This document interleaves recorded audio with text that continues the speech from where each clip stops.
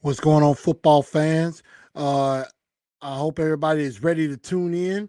We're going to talk a little NFC East as we get ready for this football season. I know the game between the Bills and the Rams are going to be kicking off in about a little under an hour, about a little under maybe an hour or so. But hopefully everybody come on in and join, and we will have a good time. Nevertheless, and we're gonna definitely get started in the next 60 seconds, and we're gonna get everything cooking. So we're gonna be talking AFC East. We're gonna be talking. We're definitely gonna talk Cowboys. We're gonna talk Eagles. We're gonna talk. Um, we're gonna talk. Commanders, and we're going to talk Giants. So definitely come on in, and we're going to definitely have a good time. We're going to definitely talk about these teams, where I think they'll end up, who will win the division, and who could be heading to the playoffs, and maybe who's not heading to the playoffs. So we're definitely going to get into all of that. So please definitely make sure y'all share this show out, and we are going to have us a really good time. So let's get ready and let's do this.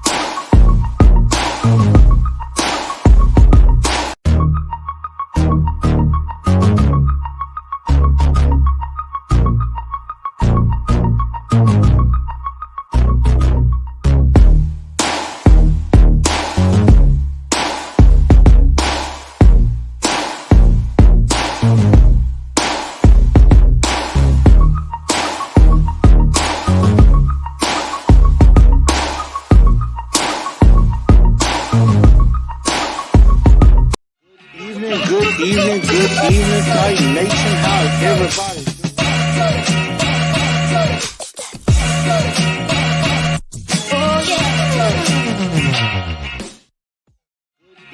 Good evening, Titan Nation. How is everybody?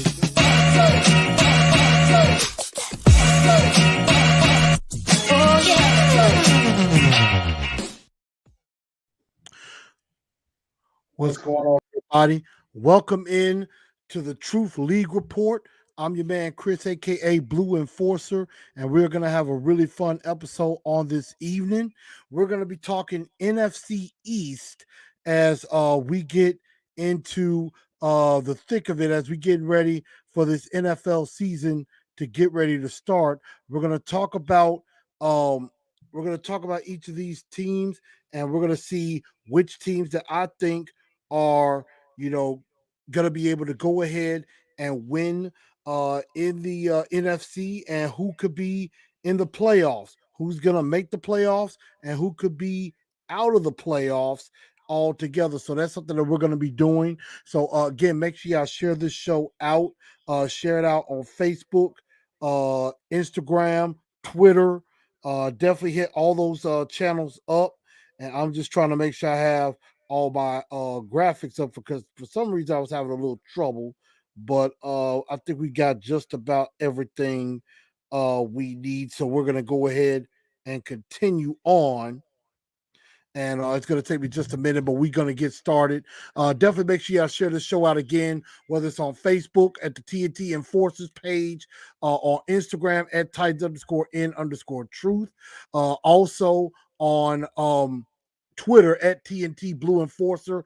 Definitely trying to get a lot more fans in here. I know I'm having some trouble getting on Facebook. Definitely getting on Facebook. So definitely just trying to make sure I'll get that out to everybody on Facebook there. But if you are tuning in, definitely just make sure you do share this show out to everybody, because that helps us out and that helps you out as a part of the Man Hour Sports Network. Titans the Truth here with you. And we're definitely going to get right into it, talking about the NFC East in general. And so we're going to talk about each of these teams. We're going to see where they rank and who I just think is the better teams at the end. So we're going to go ahead and start off with the New York Football Giants. And this is a team that, my beloved Tennessee Titans. And for some of y'all that don't know, I'm a diehard Tennessee Titans fan, but I am also branching out, just trying to learn about other teams in the league as well. So I'm definitely just trying to grow a little bit. So I am a novice. So definitely work with me. I'm definitely going to get better at knowing some of these teams in more detail, definitely in more detail, so that way I can present better for all of you, because you want good content, and that's what I want to give to you. But we're going to start off with the New York Football Giants, who finished 4-13 on the year last year. And one of the big things that was an impact was, I would definitely say, the offensive line issues that was going on. And also, Daniel Jones, was he a guy that, could rise, or, could definitely fall? And so right now, I just saw that there was a little bit of a fall when it comes to Daniel Jones. So I just wasn't the biggest fan of him. I just don't know if he's a franchise quarterback for this team going forward. And maybe that's something that I think they're definitely going to try to find out. So that is why I think they're definitely, trying to give him this year, because I mean, there's a good crop of quarterbacks that definitely could be available, next season. So that's something that they're definitely looking at. Some guys returning besides Daniel Jones, who threw for 2,400 yards, 10 touchdowns, 7 interceptions. You got Xavier McKinney, who is a very good safety. And then you also got Azeez Ojulari, who is a very good pass rusher, had a very nice year for the Giants in his first year. So I just thought, and thank you, Derek, for the super chat, but I appreciate you pulling up. I know, again, that I am not talking Tennessee Titans here, but again, this is me doing the Truth League report, just talking about the other teams in the league for myself, and of course, part of the Man Hour Sports Network. So shout out to Man Hour, shout out to my guy Mike and Eugene for hooking me up and everything. So I definitely do appreciate that. But some key additions that they made, they definitely was trying to fix the offensive line. Of course, they have Andrew Thomas on one in at tackle. And then, of course, we'll talk about the other tackle in just a minute. They got a backup tackle in Matt Gano. They got Tyrod Taylor at quarterback and Mark Glowinski at guard. And I see we have some of my Titans faithful in here. AZ Mick, what's up? Titan Hugo. What's up, 615? What's going on? Yeah, just talking a little NFC East. So we're definitely going to get into that, because I know for some of y'all, we play the NFC, the Titans play the NFC East. So that is something that could definitely be very important.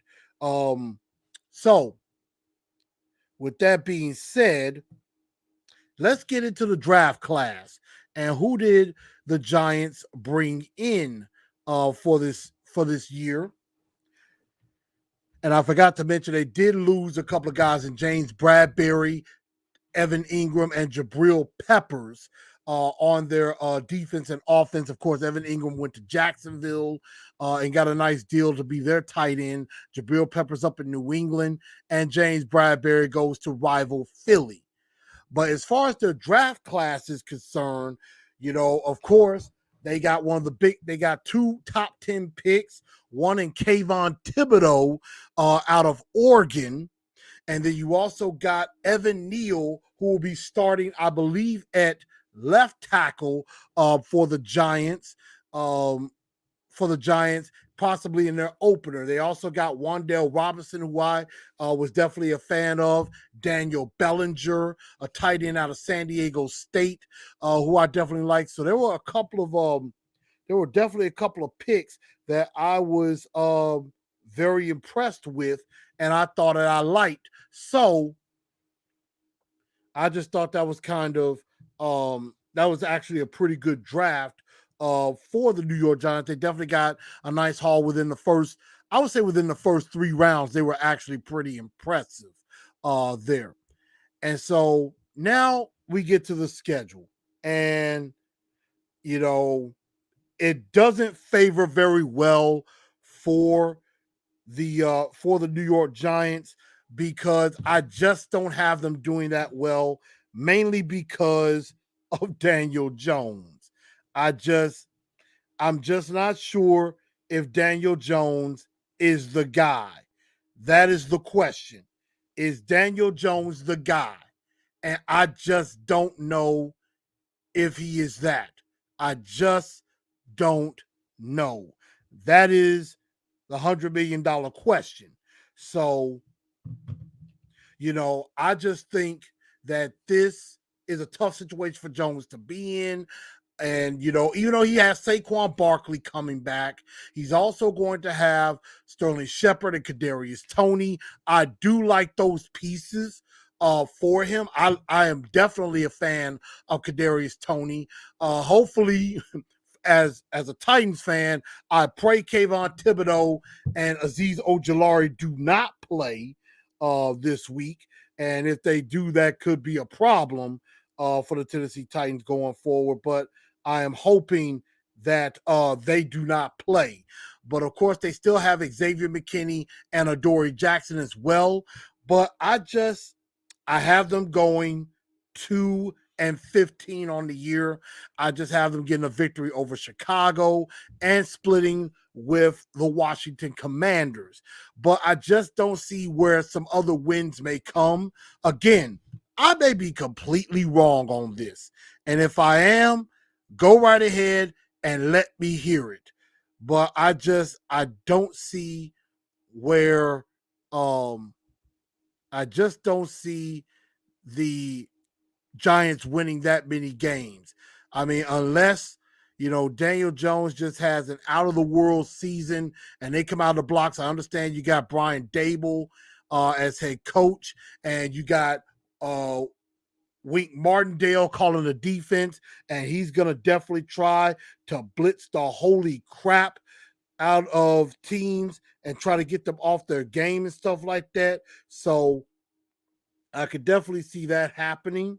So, definitely, this Giants team could definitely improve and could be better than this record. So I'm hoping that is the truth. But right now, I just don't see it happening.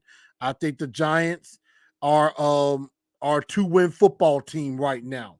And so that's just really how I look at that so far. But I do think they definitely have some pieces. They could probably win a couple more games, maybe that Jags game, maybe Seattle. And the reason I don't have them beating Seattle is mainly because it's in Seattle. That's basically why I give them the win. And 615, thank you for that. Yes, right tackle. So Andrew Thomas is on the left side. Giants fans, blame my brain, not my heart. I am definitely, like I said, I'm working on it. So I am, just trying to get better with that. So definitely stick with me on that. But I just I just don't know where the wins would come from. I just think a lot of these teams on paper are better, but that's why it's called on paper, and you really got to play the games. So I do think they lose this week to start off against Tennessee. If y'all care to watch, I do a weekly show on the Tennessee Titans as well. I did preview this game with some very special guests for Ladies Night.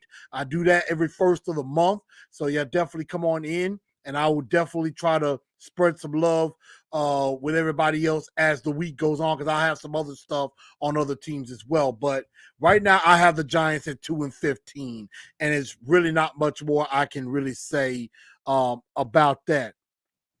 And Derek Roberts says, was he really that bad, or was the O-line, or was it a bad O-line and receiver? I would say a lot of it is more offensive line more than anything. I know he had some injuries with receivers. I know Shepard, I think, was having some injury issues, and then Kadarius Toney was kind of in and out, and Kenny Golladay, Tony and Golladay never found the end zone. So I just think that, the Giants, I think if they're healthy, they could be a sneaky nice team. Maybe not necessarily making the playoff, but they could definitely improve upon that 4-13 record from last year. But I just don't see it, because they definitely have some injuries going on right now. So that's something that definitely could be an issue going forward. But I got the Giants at 2-15. And so the question is, can Daniel Jones take that step, or are they going to be looking at a new quarterback in 2023? That's going to be the question that's going to be answered. And does this offensive line improve, where you have possibly your bookend tackles for the next 7 to 10 years?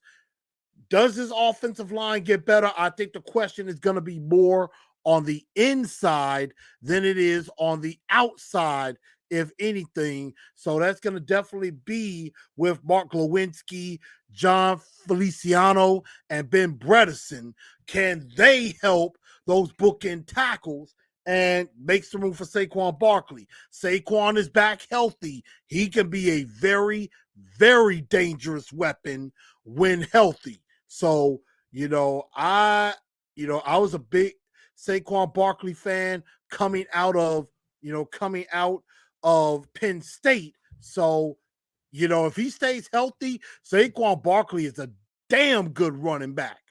But, and catching out of the backfield and everything. But if he struggles to stay on the field, that's where your problems are going to lie. So, Truth League Report is still going and everything, but definitely make sure that y'all do share this show out. Again, you have where you can find me and things like that. So definitely make sure you do that. But we're going to move on to our next team, and we are going to talk about a team that a friend of mine is definitely a fan of, and that is indeed the Washington Commanders. And the Commanders are they're a team. They just got Carson Wentz at quarterback in a trade with the Indianapolis Colts. They got Andrew Norwell to help on their offensive line. They finished 7-10 last year. And I want to know from Washington fans, what do y'all feel about the name Commanders? Do you like it? Do you not? I know, for example, one of my good friends, Crystal Hayward, one of my best friends, she likes the old name. And she likes the old name more than the new. I get that, but we got to all move forward. And forget the post it says on Justin Fields. I just think the impact was Taylor Heinicke didn't do too bad for the Commanders last year. He was actually very good at what he does. And, he did a very good job for what he was asked to do. 3,400 yards, 20 touchdowns, 15 interceptions. And then you have Terry McLaurin, who just got a massive new deal. and he's coming back. He's a he's a very nice receiver. For them, had over 1,000 yards, 5 touchdowns, and I am always a big fan of Antonio Gibson from the alma mater, my alma mater, the University of Memphis. Definitely a fan of definitely a fan of what he can do as well. So they definitely lost Brandon Sheriff on the offensive line, and they definitely lost a defensive tackle in Tim Settle. But what they did in the draft, they bring in Jahan Dotson. And Jahan Dotson was a guy I really liked out of Penn State. I wanted him really bad, but the Commanders ended up taking him before we could pick because we got picked at 18. Also, prayers up to Brian Robertson Jr., the third-round pick from Alabama, who I know was being carjacked and got shot multiple times, but it does look like he's going to have a recovery and everything. So definitely prayers up to Brian Robinson and his family that he may have a speedy recovery and get back on the football field and everything. So definitely prayers out to him. And of course, they also got Sam Howell at quarterback in the 5th round, along with Cole Turner, who could be a sneaky good tight end as well out of Nevada.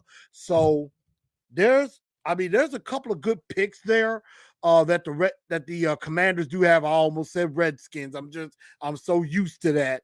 But this Commander team, and especially with their defensive line, what I do like with Deron Payne, Jonathan Allen, can Chase Young, who I believe is on the PUP to start the year, and is having to come back from injuries. He's has definitely been plagued by injuries the last couple of years. So there's some things going on, and I know I saw some type of rumor that that they were not very happy with Chase Young coming out of the Von Miller passing camp. And actually, I'm reading an article. It looks like they said um that the rumors is coming out that he aggravated his knee at this pass camp was false. But the Commanders are not happy about this news being out or him being there, basically. So, we're definitely going to see what happens here. If the Commanders want to trade Chase Young, I think my Titans wouldn't be a bad spot to take him. I wouldn't mind. But again, there's a little bit of an injury thing that I think will be going on. So, that's going to be the good question there as far as his health. Can he stay healthy? If he can stay healthy, he will be a huge, huge add for this defense. So that's what I think I like there. But as far as their record is concerned, they were 7-10 last year. I have them going 6-11 this year. Carson Wentz. Now, if Carson Wentz is the Eagle Carson Wentz that he was when he was almost an MVP candidate and he got hurt against the Rams, then this total goes up to maybe 8, maybe even 9 wins. But if he's the Carson Wentz like we saw last year, Titan fans can understand this, saw this last year, the Commanders ain't going to do too well. So it's really going to come down, and it's going to be pretty much a theme. It comes down to the quarterback. I think Carson Wentz is a little bit better than Heineke, but again, we know Carson Wentz, A, can't stay healthy, and B, tends to throw to the other team. So that's going to be the question is, can Carson Wentz be the guy that can lead this team where they need to go, or are they going to be in the market for a quarterback? Now, they gave up a couple of third-round picks, which the Colts did get, but again, I have them going 6-10. I think they definitely can help beat Detroit. I think they lose to Jacksonville, but I think they beat Detroit. They go to Chicago and beat Chicago. I think they'll go to Houston and beat Houston. I think they split with the Giants. I think they go in. I think they upset the Commanders. I think they upset the Commanders, and I think they upset the Dallas Cowboys to end the season. So that's kind of where I think they go there, but I do see them struggling, against the Eagles.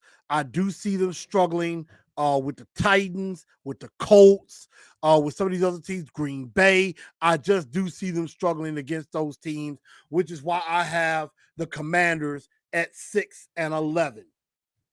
So now, up next,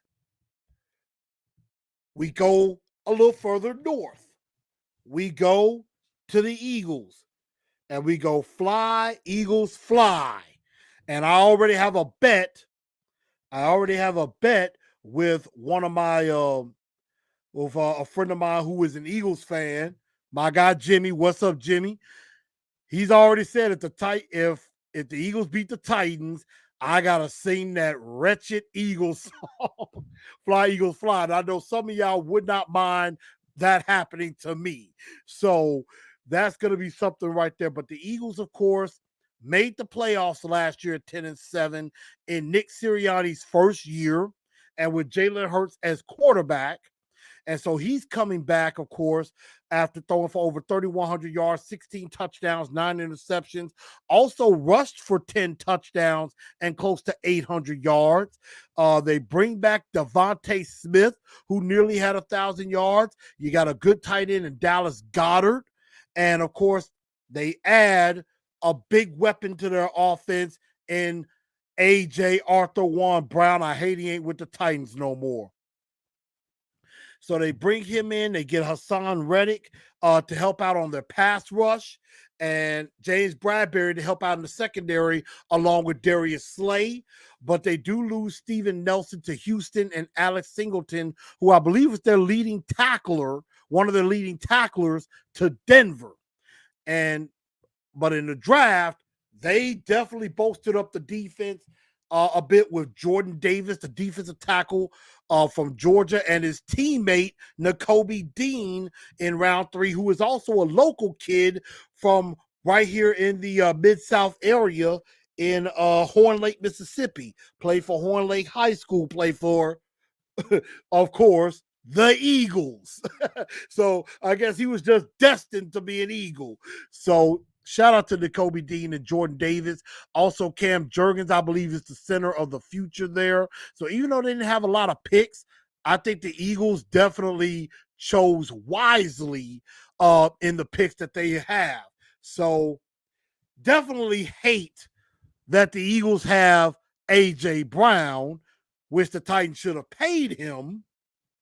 But in the end of the day, this is where I have the Eagles finishing up. And you know what? I think the Eagles are going to be a sneaky good football team. I definitely do. I think they have a shot at taking down the Cowboys. I have them going back at 10-7 again. I do have them, looks like I do have them in the playoffs or definitely in contention. I have them beating Detroit to start off the year. I think they lose against Minnesota before they go on a roll, 3 in a row against the Commanders, against Jacksonville, and at Arizona. But I do think they fall to the Cowboys in week 6, but I have them winning against the Cowboys later in the year in Dallas. And so then I have them beating Pittsburgh. I think they might fall for it. I think they may fall to the Houston Texans. I just think they may be looking ahead to the Commanders as a division game, looking past Houston. And I think that's where they may get upset a little bit, a loss to the Houston Texans. And after a victory over Washington, I think they kind of go on a little bit of a losing streak, losing at Indy, losing against Green Bay, and I do have them falling to my Tennessee Titans, and I will not have to sing Fly Eagles Fly. So I think I am looking pretty good on that.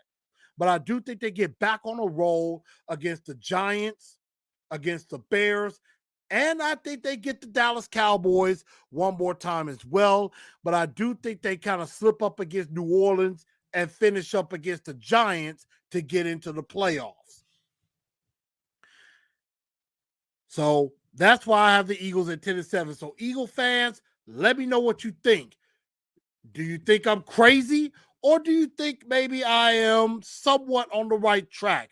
Let me know in the comments section below. And then, of course, last but not least, I got to go to Big D, down to Dallas, Texas, and the Dallas Cowboys. And I'm going to say this right now, and I want people to see me on this. I honestly have absolutely nothing against the Dallas Cowboys. I really don't. But I do have a little beef with Dallas Cowboy fans, especially me living here in the city of Memphis, where there's a lot of Dallas Cowboy fans in this city. And the thing about it is that what I don't like is y'all got to quit thinking y'all are the center of the universe, that it's just all about y'all and nobody else. I actually have nothing against the Dallas Cowboy team. I actually like the makeup of the team, but Dallas Cowboy fans, don't be rubbing it in all of everybody's faces every time y'all team do something. But I'm going to give some respect. The Dallas Cowboys are a very good football team. I will not deny that. They went 12-5, won the division last year, got to the playoffs, unfortunately fell to San Francisco in the wild card round. I want to say. And yes, they did fall to the wild card round because San Francisco went on to the NFC Championship. But I will say this: CeeDee Lamb is the real deal. He is the real deal. 79 catches, 1,100 yards, 6 touchdowns. Dak Prescott throwing for nearly 4,500, 37 touchdowns. Now, Zeke is starting, I think, to head more downward, which could open the door for Tony Pollard to really ascend. So that's why I think there could be some issue if he just doesn't have a great year. Then you got Trevon Diggs, who just picked off everything. And I don't see him having that many picks. I may see him having about 5 or 6, because a lot of teams are going to definitely do everything in their power not to throw his way. Or they're going to try to find a weakness to him, which he does get beat from time to time. It's just a lot of times he's around the football. So that's what's there. But one of my favorite players on this team, besides CeeDee Lamb, is Micah Parsons. This dude can play some football and can play everywhere on the defense, whether it's in the middle or on the edge. He can play everywhere. Had 84 tackles, had 13 sacks. I believe he was definitely all pro, if I'm not mistaken. So, I mean, Micah Parsons, man, is a excellent football player. And I am thoroughly impressed with what he did. So he definitely was he was definitely an all pro, was a pro bowler. I mean, what could Michael Parsons not do? And that was something that I thought was impressive. And so they go ahead and they even added more to their defense with Anthony Barr and Dante Fowler in the pass rush. And they had James Washington as a weapon on offense. But they did lose Lyle Collins to Cincinnati on their offensive line. Randy Gregory got a big deal in Denver. And, now they had to also get a new kicker as well, because Greg Zuerlein is gone as well. So the question is, what does Dallas do? And they went in the draft. They got a tackle in Tyler Smith, which looks like he's gonna be starting at left tackle. And then they got Terrence Steele at right tackle, replacing Lyle Collins. They also got a outside linebacker by the name of Sam Williams, who some people were getting a little bit high on from Ole Miss. And so he could be a guy that maybe could get a little bit of time, possibly as well. And then you got Jalen Tolbert, who is a pretty nice receiver out of South Alabama. Jake Ferguson is a good tight end. And so they got some good players on that team as well to go along with Dak Prescott and to go along with, Zeke and CeeDee Lamb. They don't have Amari Cooper anymore because they traded him to the Cleveland Browns, but you still got Michael Gallup if he can stay healthy. Looks like James Washington is going to start off on short-term IR. And then also Dalton Schultz. Can't forget about him. Dalton Schultz, an excellent tight end for this Cowboys team. So where do I have the Cowboys finishing? That's what I think everybody wants to know. And here is the answer. I got them at 12-5 again. I see Derek Roberts says, Eagles ain't beating Tennessee. I agree. 615 says, Commanders will be commando after we play in week 5. And Derek says, Zeke's lost his burst. We're definitely going to find out if he has it or not. So, he may have lost a step. But I do have them going 12-5 after starting 0-2 out of the gates. I do have them kind of getting some victories over the Giants and over the Commanders.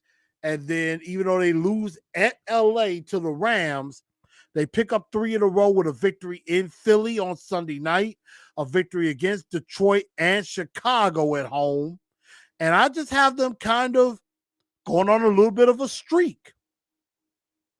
I have them going on a 9-game winning streak from week 6 until week 15. So they're beating Philly, Detroit, Chicago. They get an upset win in Green Bay, in Minnesota, against the Giants, against Indy, Houston, at Jacksonville before they fall to Philly in week 16. And Titan fans are not going to like this.